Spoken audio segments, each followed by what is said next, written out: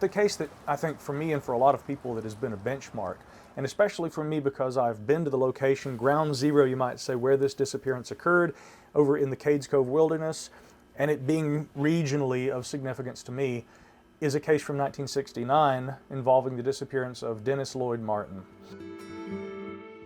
This was the famous case when Dennis Martin, a 6-year-old boy, in June, I think it was, 1969, went missing. He had just been out with his family picking berries. It was a traditional family camp. They did it every year. Dennis was hiking on Father's Day weekend in 1969 with his grandfather and his father and his older brother Doug.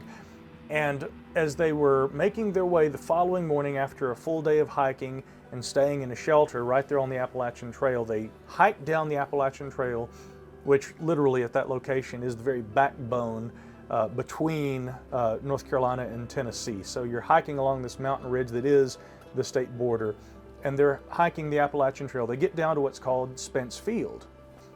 They have lunch. The kids are out there playing at Spence Field that afternoon.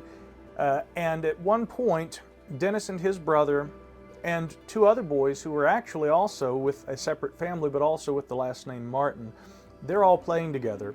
And the boys kind of huddle, and they are obviously planning something. They're going to run around and separate and then come back out of the bushes and scare William Martin, who is Dennis and Doug's father, and then of course Clyde, the grandfather.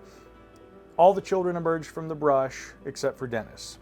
Now, according to the National Park Service documents about this case, William Martin said that Dennis had only maybe been out of his sight for what he judged to be 3 to 5 minutes. And one minute he was behind a bush, and the next minute he was gone. And they never found any trace of him at all.